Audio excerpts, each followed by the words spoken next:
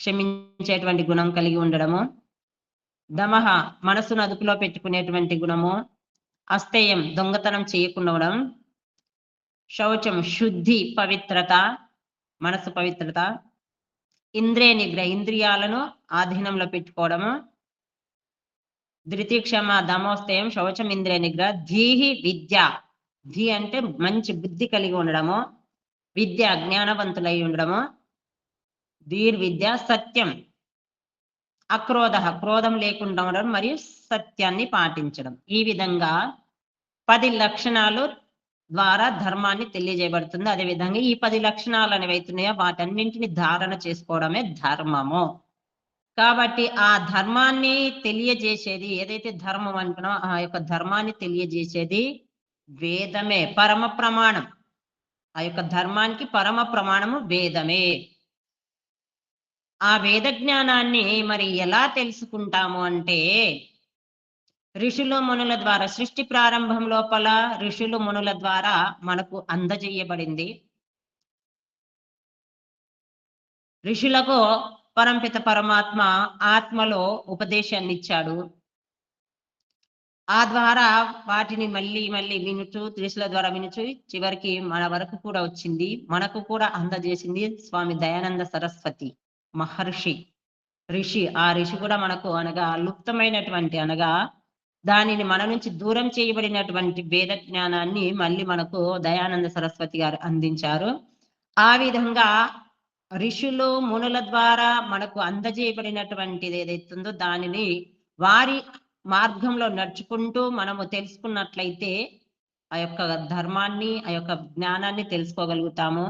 అదేవిధంగా తనలో తాను లీనమైపోయినగా పరమాత్మకు అతిథులు ఎవరవుతారంటే ఎవరైతే తన యందు విహరణ చేస్తారో, తన లోపలనే ఉండి తన లోపలనే వెతకడం, తన లోపలనే పరమాత్మను చూడడము, నిరంతరం అంతర్ముఖులై ఎవరైతే ఉంటారో, ఆత్మ నిరీక్షణ చేసుకుంటూ ఎవరైతే ఉంటారో వారికి పరమాత్మ యొక్క ఉపదేశం లభిస్తుంది. తమలో తాము గమనం చేసే ఋషి, తనలో తాను గమనం చేసేటువంటి ఋషి ఎవరైతే ఉన్నారో అతన్నే తిరశ్చీ అంటారు. ఈ విధంగా ఈ ఋషి అంతఃస్థితులైనటువంటి పరమాత్మను దర్శనం చేస్తాడు. తిరశ్చీ అనేటువంటి ఋషి ఎలా ఉంటాడంటే అంతరంగంగా ఉన్నటువంటి తనలో ఉన్నటువంటి పరమాత్మను దర్శించుకున్నాడు. కాబట్టి ఆ పరమాత్మ యొక్క దర్శనం అంతరంగ తనలోనే పరమాత్మ యొక్క దర్శనం చేసుకున్నట్లయితే పరమశృతి ఏదైతే చెప్పబడిందో అది పరమం శృతి, పరమ పదమైనటువంటిది ఆ యొక్క జ్ఞానాన్ని పొందగలుగుతాడు.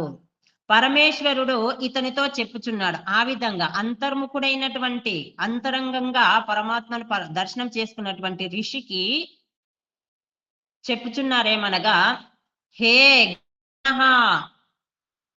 ఇక్కడ గిరి అనగా వేదాలు, గిర్వణ అనగా వేదవాణులను లేదా వేదవాక్కులను సేవించేటువంటి ఓ తిరశ్చి. వేదవాణులను సేవించడం అంటే ఇక్కడ నిరంతరము వేద మంత్రాలను వల్లించడము మరియు వాటిని ఆచరణలో పెట్టుకోవడము మరియు అర్థ సహితంగా వాటి యొక్క క్షుణ్ణమైనటువంటి గుప్తమైనటువంటి గూఢమైనటువంటి అర్థాన్ని తెలుసుకుంటూ ఎవరైతే వేదవాణులను వేద మంత్రాలను ఉచ్చరిస్తారో వారినే సేవించేవారు లేదా అనుసరించేవారు అని చెప్తారు ఇక్కడ. అతడే తిరశ్చి. ఈ విధంగా మంత్రం యొక్క మంత్ర శబ్దం యొక్క అర్థం కూడా మంత్ర గుప్త భాషనే, అనగా గుప్తమైనటువంటి విషయాన్ని తెలియజేసేదే మంత్రం అనబడుతుంది. గుప్తమైనటువంటి విషయం ఏంటి? గుప్తుడైన వాడు పరంపిత పరమాత్మ, జీవుడు మరియు ప్రకృతి ఏదైతుందో అది గుప్తంగా ఉండేది సూక్ష్మంగా. ఈ వీటిలో కూడా ఒకదానికొకటి ఇంకా సూక్ష్మము.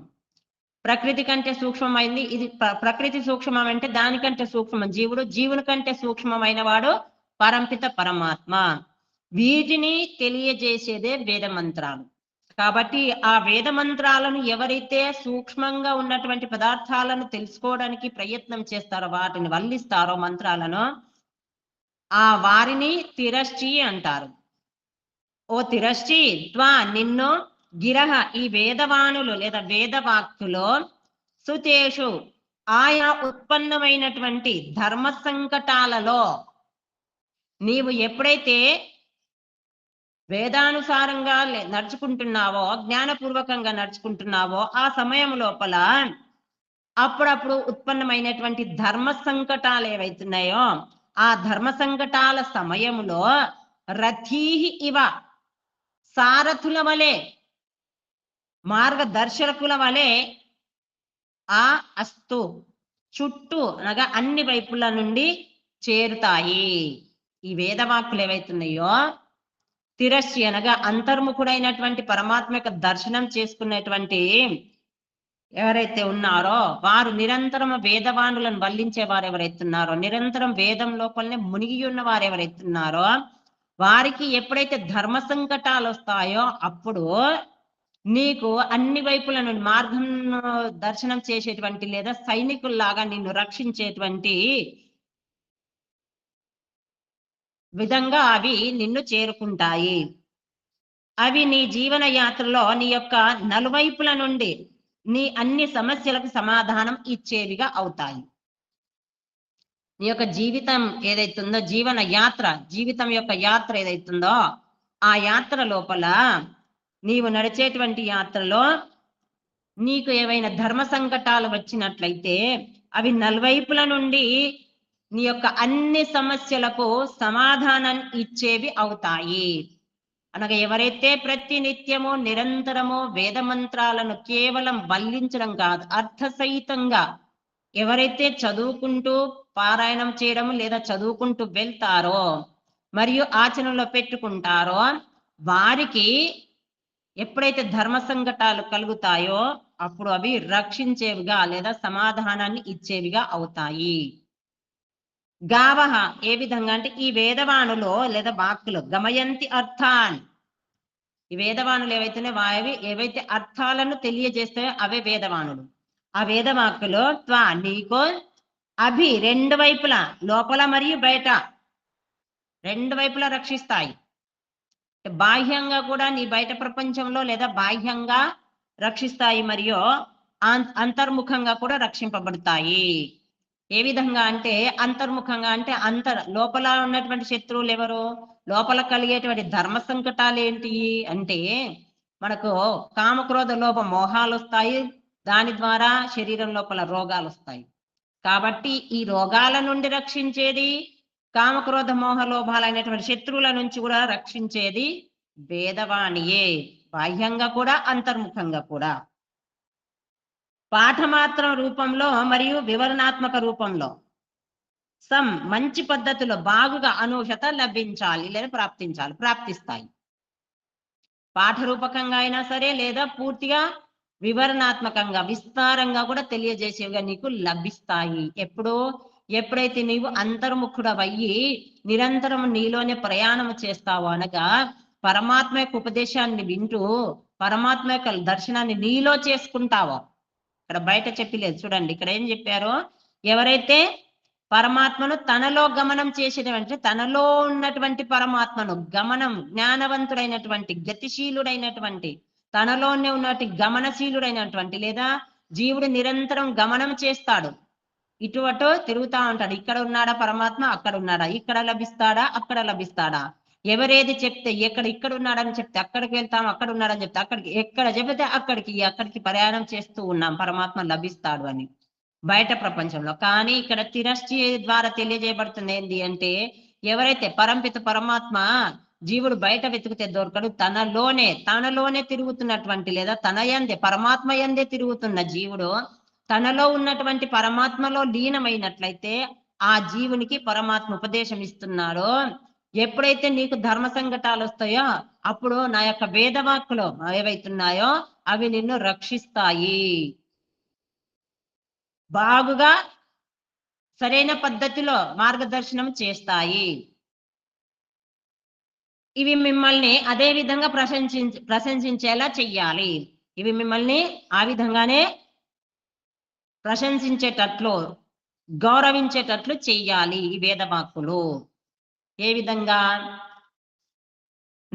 ఏ విధంగా అయితే ధేనవహ, ధేను నవజాత ఆవులు లేదా అప్పుడే ప్రసవించినట్లు, అప్పుడే ఈనినటువంటి ఆవులు ఏవైతున్నాయో, వత్సం దూడను వత్సం అంటే ఇక్కడ శిశువును లేదా దూడను, అనగా అప్పుడే దూడలకు జన్మని ఇచ్చినటువంటి ఆవులు దూడలను నాకి బాహ్య త్వచను శుద్ధి చేస్తాయి. ఆవులు ఏ విధంగా అయితే అప్పుడే ప్రసవించినటువంటి ఆవులు దూడలను బాహ్య శుద్ధి చేస్తాయి నాకి. మనుషుల లోపల మాత్రము ఇతరులు తీసుకెళ్లి చేయాల్సి వస్తుంది, కానీ ఆవులు మాత్రము తన నాలుక ద్వారానే నాకి శుద్ధి చేస్తాయి బయట చర్మాన్ని. ఆ విధంగా శుద్ధి చేస్తాయి. ఏ విధంగా అంటే వాటికి ఏ మొలము లేకుండా, మరియు బయట చర్మం నాకి శుద్ధి చేస్తాయి, మరియు పౌష్టికమైనటువంటి పాలను త్రాగించి వాటిని పుష్టిగా చేస్తాయి. అంతర్ముఖంగా కూడా శరీరం కూడా పుష్టిగా కావాలి అంటే పౌష్టికమైనటువంటి పాలను, ముర్రు పాలు అంటారు కదా, ఈనిన తర్వాత వెంటనే ఇచ్చేటువంటి ఆ పాల యొక్క శక్తి చాలా ఉంటుంది.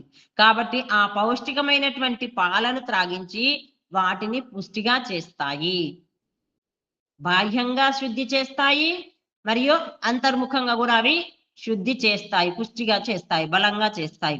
ఆ విధంగానే పరంపిత పరమాత్మ కూడా ఏ జీవుడైతే తన అతిథిగా అవుతాడో, పరమాత్మ యొక్క అతిథిగా అవుతాడో, ఆ జీవునికి పరంపిత పరమాత్మ బయట నుండి మరియు అంతర్ముఖం కూడా రెండు వైపుల నుండి రక్షణ చేస్తాడు, పోషణ చేస్తాడు. ఎవరైతే నిరంతరమో వేదవాక్కులలో మునిగి ఉంటారో, కేవలము నామరూపానికి చదవడం కాదక్కడ, నామరూపానికి చూపెట్టుకోవడానికి కూడా చదువుతున్నాము, నామరూపానికి కూడా చదవకపోతే ఏమవుతుందని చెప్పి అలా చదువుతున్నాం. ఆ విధంగా కాకుండా పూర్తిగా తనలో లీనమైపోయి ఆ వేదవాక్కులను తన యందే జీర్ణం చేసుకోవడం, ధారణ చేసుకోవడం ఏదైతే జరుగుతుందో అలాంటి జీవునికి పరమాత్మ ప్రేరణను ఇస్తూ చెప్తున్నాడు, నిన్ను ఇవి బయట నుంచి లోపల నుంచి రెండు రకాలుగా నిన్ను ఇవి రక్షిస్తాయి, పోషిస్తాయి. అదే విధంగా ఈ వేదవాక్కులు వాణులు ఏవైతున్నాయో ఉచ్చరింపబడి కూడా మనల్ని చెడు వ్యసనాల నుండి కాపాడి ఆధ్యాత్మిక దృష్టితో రోగరహితంగా చేస్తాయి. ఎవరైతే వేదవాక్కులు ప్రతి నిత్యము స్వాధ్యాయం చేయడము, సత్సంగం ద్వారా తెలుసుకోవడము, స్వయంగా పారాయణం చేయడం మరియు సత్సంగం ద్వారా తెలుసుకోవడము, మరియు గురువుల ద్వారా తెలుసుకోవడం, ఈ విధంగా ప్రతి నిత్యం ప్రతి ఇంట్లో, ఏ ఇంట్లో అయితే వేదవాక్కుల ఘోషణ జరుగుతుందో, ఎవరి లోపలైతే వేదవాక్కుల ఘోషణ జరుగుతుందో వారి ఇల్లు కూడా, వారి శరీరం కూడా, వారు కూడా అన్ని రకాలుగా రక్షింపబడతాడు. మనల్ని అంటే ఏ విధంగా అంటే అది ఏ ఏ వేదం ఏంటి అంటే ధర్మాన్ని తెలియజేసేది, సన్మార్గాన్ని చూపించేది. వేదవాణిలో మనం ప్రతి నిత్యం మంత్రాలు వింటున్నాం. ఇందులో కూడా వ్యసనాలను అందులో చిక్కుకోవాలి లేదా చెడు పదార్థాలు ఆహారంగా భుజించాలని చెప్పడం లేదు. అదే విధంగా పరంపిత పరమాత్మ యొక్క ధ్యానం ఎలా చేయాలి అది తెలియజేయబడుతుంది. ఒకరినొకరు ఏ విధంగా ప్రేమగా చూసుకోవాలి, అందరూ వసుదైవ కుటుంబం లాగా ఉండాలనేటువంటి విషయాలను తెలియజేస్తుంది. ఎక్కడ కూడా ఒకరినొకరు ద్వేషించుకోండి, నీ యొక్క శరీరాన్ని పాడు చేసుకోండి అని మాత్రం ఎక్కడ కూడా చెప్పడం లేదు. కాబట్టి ఎవరైతే ఆధ్యాత్మికంగా ఉన్నతి చెందాలి అన్నా, మరి చెడు వ్యసనాల్లో చిక్కకుండా ఉండాలి అన్నా వేద మంత్రాల యొక్క పారాయణము చెయ్యాలి, స్వాధ్యాయము చెయ్యాలి, ప్రతి నిత్యము జరగాలి, శ్రద్ధాపూర్వకంగా భక్తిపూర్వకంగా జరగాలి, ఏదో నామరూపానికి కాకుండా. ఆ విధంగా జరిగినటువంటి వారు చెడు వ్యసనాల్లో నుండి కాపాడబడతారో మరియు ఆధ్యాత్మిక దృష్టితో కూడా రోగరహితంగా అవుతారు. ఆధ్యాత్మిక దృష్టి అంటే శరీరం లోపల రోగాలు రాకుండా ఉండడము, మరియు జీవునికి కూడా రోగాలు వచ్చున్నాయండి. ఎలాంటి రోగాలు అంటే సత్యమును అసత్యంగా అనుకోవడం, అసత్యాన్ని సత్యంగా అనుకోవడం, అనిత్యాశుచి నిత్యానాత్మసు సుఖ అనిత్య అశుచి దుఃఖానాత్మసు నిత్యాశుచి సుఖాత్మ ఖ్యాతిర విద్య. అవిద్య కారణంగా, అజ్ఞానం కారణంగా అనిత్యంను నిత్యం అనుకుంటున్నారు, నిత్యంను అనిత్యం అనుకొని అందులో కష్టపడుతున్నారు. ఎప్పుడైతే అనిత్యాన్ని అనిత్యంగా, నిత్యంను నిత్యంగా తెలుసుకుంటాడో అప్పుడు సుఖాన్ని పొందుతాడు. ఆ విధంగా సత్యం ఏంటి అంటే జీవుడు వేరు, ఈ శరీరం వేరు. జీవుడు చేతనుడు, జ్ఞానుడు, మరియు శరీరము అచేతనము, జ్ఞానము లేనిది. అదే విధంగా పరంపిత పరమాత్మ కూడా జ్ఞానవంతుడు. జీవుడు ఏకదేశి అయితే పరమాత్మ సర్వవ్యాపకుడు, సర్వాంతర్యామి, అంతటా ఉన్నటువంటి వాడు పరంపిత పరమాత్మ. కాబట్టి అతనికి రూపము లేదు. ఆ విధంగా చూడడమే సత్యము. పరమాత్మను నిరాకారంగానే ప్రార్థించడము. ఏ విధంగా అయితే నీకు ఆకారం లేదో ఆ విధంగా ప్రార్థన చెయ్యడమే సత్యము. అది కూడా ఆత్మకు రోగమే. పరమాత్మను రూపం లేని పరమాత్మను రూపంగా చూసుకుంటూ రూపాల్లో చూడడము, రూపాల్లో వెతుక్కోవడము, మరియు ఆ రూపాలను తలుసుకుంటూ ఉండడము. కాబట్టి రూపాలు ఏవైతున్నాయో రాముడు కూడా ఒకప్పుడు పుట్టి జన్మను పొందాడు. తర్వాత కొద్ది రోజులు ఉండేందు అనగా ఆయన సమయం ఎంతో అంతవరకు ఉండిండు, ధర్మపాలన చేశాడు, వెళ్ళిపోయాడు, శరీరాన్ని వదిలిపెట్టేశాడు. కాబట్టి రాముణ్ణి ఆ వదిలిపెట్టినటువంటి రాముణ్ణి మనము వేడుకుంటామా, చూడగలమా? ఒకవేళ రాముడు సృష్టికర్తనే అయితే, సర్వవ్యాపకుడైనటువంటి పరమాత్మనే అయితే ఇప్పటి వరకు ఉండాలి. ఆ రూపం అనేది ఎప్పటికీ ఉండాలి. కానీ ఉండదు. ఎందుకంటే జన్మ మరణం అనేది జీవునికి లభిస్తుంది. జన్మ మరణం అనేది పరమాత్మకు కాదు. జీవుడు కూడా జన్మ మరణం ఉండదు. శరీరాన్ని పొందడమే జన్మ, శరీరాన్ని వదిలిపెట్టడమే మరణం అవుతుంది.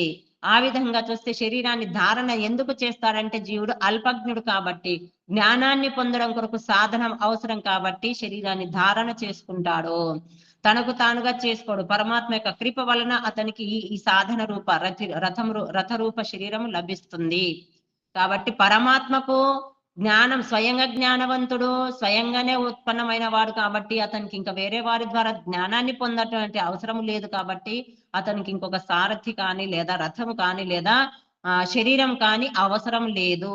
కాబట్టి అందుకే పరమాత్మ సర్వాంతర్యామి, నిరాకారుడు, సర్వవ్యాపకుడు, సర్వత్ర ఉన్నటువంటి వాడు. ఆ పరమాత్మను ఆ విధంగానే తెలుసుకోవడము.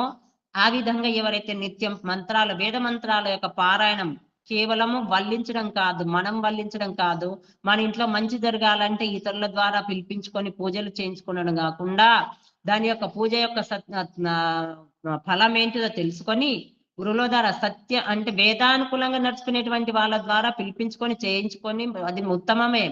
దాని ద్వారా విషయాలు కూడా తెలుసుకోవాలి. స్వయంగా కూడా వేద పఠనము చెయ్యాలి. ఇక్కడ వేద మంత్రాలు ఇతరులను పిలిపించి చేయడం కాదు. గృహస్థులు ఎలా ఉండాలి అంటే, శుభకార్యాలు చెయ్యాలి అంటే వారికి కూడా అన్ని మంత్రాలు రావాలి.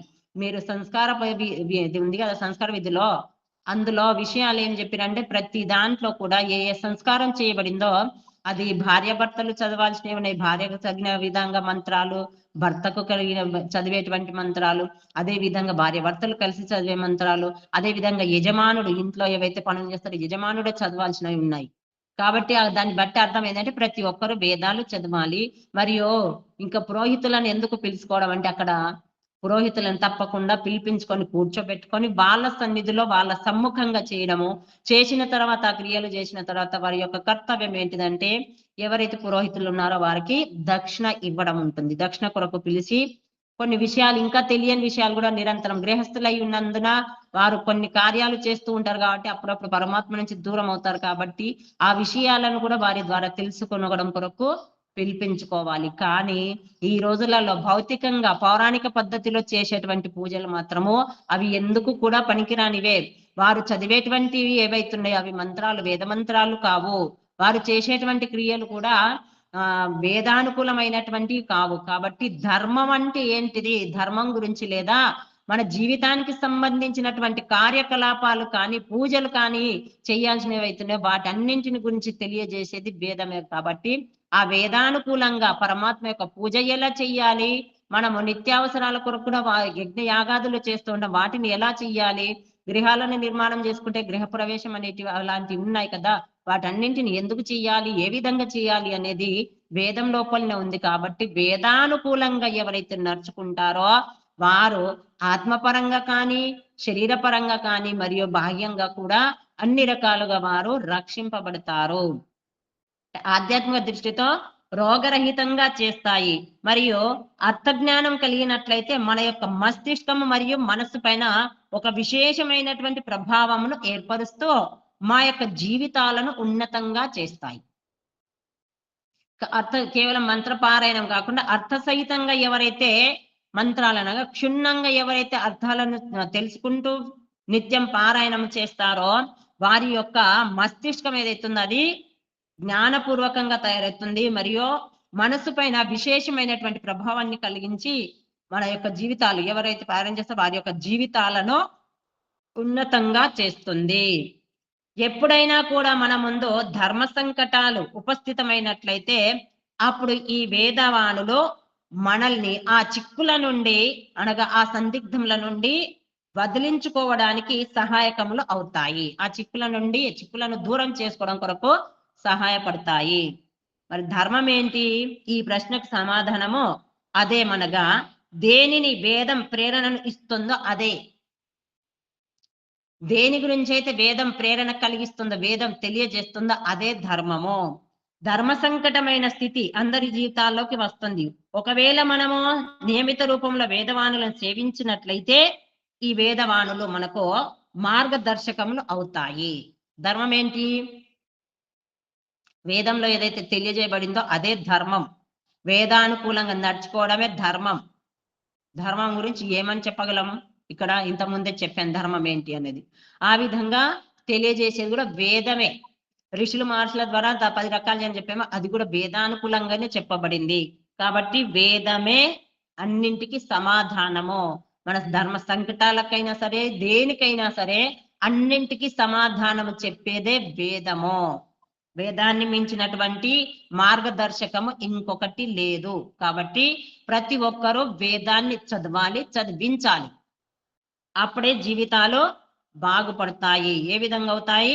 ఆధ్యాత్మిక దృష్టితో రోగరహితంగా అవుతాయి, మరియు మస్తిష్కం జ్ఞానంతో కూడుకున్నది అవుతుంది, మరియు విశేషమైనటువంటి ప్రభావాన్ని ఏర్పరిచి ఉన్నత స్థాయికి తీసుకెళ్తుంది ఆ జీవుణ్ణి. వాటి అనుసారంగా సరైన మార్గంలో నడిచి మేము భోగ మార్గం నుండి తప్పించుకోవచ్చు.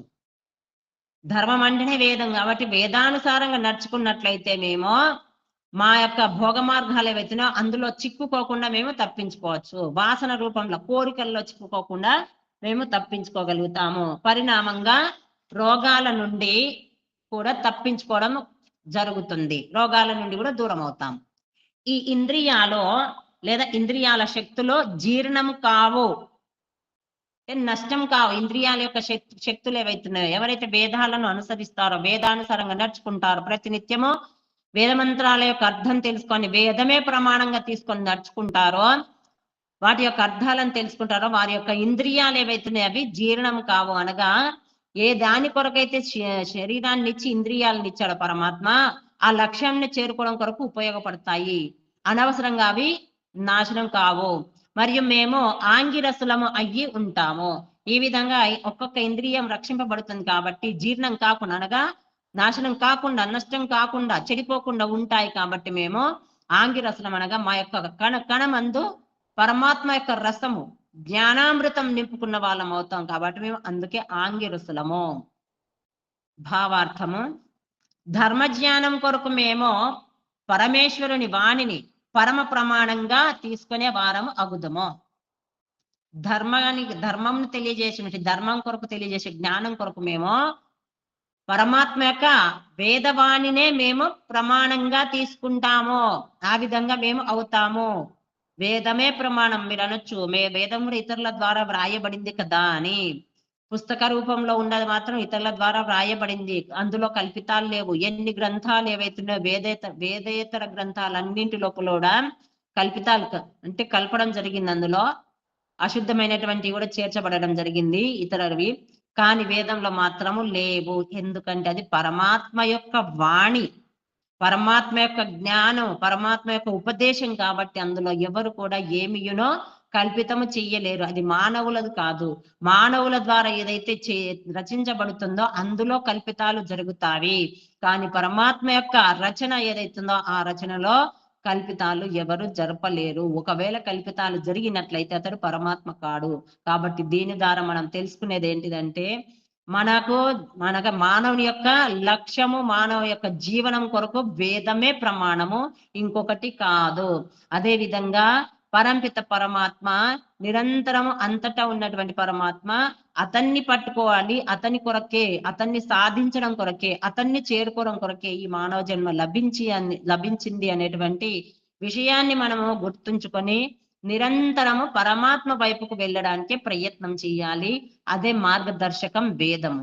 వేదాన్నే అనుసరించాలి. ప్రతి నిత్యం వింటున్నాం కదా, ఎక్కడైనా పరమాత్మకు రూపం ఉన్నదాన్ని వస్తుందా, లేదా పరమాత్మ ఈ విధంగా డబ్బు సంపాదించాలి, లేదా ఈ విధంగా పూజ చేయమని ఏది ఆ విధంగా అనగా చెడు మార్గంలో తీసుకెళ్లేటువంటి విషయాలు ఎక్కడ కూడా లేవు. కాబట్టి పరమాత్మ చెడ్డవాడు కాడు, సత్యవంతుడు, సత్యాన్ని అనుసరించేవాడు, జ్ఞానవంతుడు. జ్ఞానులు ఎవరైతే ఉంటారో వాళ్ళు చెడ్డవాళ్ళు కారు, అజ్ఞానులే చెడ్డవాళ్ళు అవుతారు. కాబట్టి అజ్ఞానం నుండి జ్ఞానం వైపుకు చేరుకోవాలి. అందుకే ఆత్మజ్ఞానం సమారంభ స్థితిక్ష ధర్మ నిత్యత కర్షంతి స వై పండిత ఉచ్యతే. వ్యవహార బాణులో చెప్పబడింది. ఆత్మజ్ఞానం సమారంభ, ఎవరైతే ఆత్మ గురించి తెలుసుకున్నారో, పరమాత్మ గురించి తెలుసుకున్నారో, ఎవరైతే ఆ విధంగా అనుసరిస్తారో వారే గురువులు, వారే పండితులు అని చెప్పబడింది. ఎవరు పడితే వాళ్ళు పండితులు కారు, ఏది పడితే అది వేద మంత్రము కాదు. కేవలం మనకు సంస్కృతం ఇదంతా ఎందుకు జరుగుతుందంటే సంస్కృతం రానందున ఎవరేది పలికితే అదే వేద మంత్రాలని అనుకుంటున్నారు. ఏమంటే ఏదో సంస్కృతంలో ఏవో కొన్ని చదివేసరికి అవి వేద మంత్రాలు అనుకుంటున్నాం, కానీ అది కాదు. అందుకే ప్రతి ఒక్కరు సంస్కృతం నేర్చుకున్నట్లయితే వేద మంత్రాలు ఏంటి, ధర్మం ఏంటి, మన యొక్క కర్తవ్యం ఏంటి అది తెలుస్తుంది. సంస్కృతం తెలుసుకోకుంటే ఈ విధంగానే అవుతుంది. మన భారతదేశం లోపలనే వేదాల యొక్క జ్ఞానం ఉంది, ధర్మపూర్వకంగా నడుచుకునేటువంటి ధర్మ పద్ధతి మన భారతదేశం లోపలనే ఉంది, సత్యాన్ని అనుసరించేటువంటి మార్గం మన భారతదేశం లోపలనే ఉంది. అసలైనటువంటి అన్ని పద్ధతులు ఏవైతున్నాయో అవన్నీ భారతదేశం లోపలనే ఉన్నాయి. అవియునో సంస్కృత భాషలో ఉన్నాయి. కాబట్టి సంస్కృత భాష పరంపిత పరమాత్మ యొక్క భాష కాబట్టి ఆ భాషను ప్రతి ఒక్కరూ నేర్చుకోవాలి. ఎందుకంటే వచ్చిన వారం అందరం మళ్ళీ వెళ్ళిపోతాము, ఉండం. ఇక్కడ నుంచి వచ్చాము, పరమాత్మ నుంచి వచ్చాము. ఎక్కడికి వెళ్తాం? మళ్ళీ అక్కడికే వెళ్తాం. మనం పరంపిత పరమాత్మ యొక్క సంతానము. ఆర్య ఈశ్వర పుత్ర, వ్యాస మహర్షి నిరుక్తంలో చెప్పాడు, ఆర్య ఈశ్వర పుత్ర అని. ఆర్యుడు శ్రేష్ఠుడు, గుణవంతుడు, సద్గుణవంతుడైనటువంటి జీవుడు ఎవరైతున్నాడో అతడు పరమాత్మ యొక్క సంతానము. ఆ విధంగా జీవులందరూ పరమాత్మ సంతానం కాబట్టి మానవ రూపంలో ఉన్నటువంటి ప్రతి ఒక్కరూ పరమాత్మ యొక్క వేదవాణిని అనుసరిస్తూ, పరమాత్మ యొక్క జ్ఞానాన్ని అనుసరిస్తూ మళ్ళీ మనం పరమాత్మ ఒడిలోకి చేరుకోవాలి. కాబట్టి జ్ఞానపూర్వకంగా వెళ్ళడానికి ప్రయత్నం చెయ్యాలి. ఆ యొక్క జ్ఞాన మార్గాన్ని తెలియజేసేది వేదమే, దానిని మించినటువంటిది ఏది లేదు. కాబట్టి ధర్మం జిజ్ఞాసమానానాం ప్రమాణం పరమం శృతి. ప్రమాణం పరమశృతి, పరమ ప్రమాణం ఏదైతుందో అది శృతి, వేదాలే. కాబట్టి ప్రతి దానికి ప్రమాణంగా మనం వేదాలనే తీసుకోవాలి. ఎవరో వచ్చి ఏదో చెప్తే వాటిని వినడం కాదు. ఆ వేద మంత్రాలను కూడా క్షుణ్ణంగా తెలుసుకోకుండా ఏదో పైన చదివి సాధారణ సంస్కృతం తెలుసుకున్న వాళ్ళు చెప్పేటువంటి విషయాలు అది ప్రమాణం కాదు.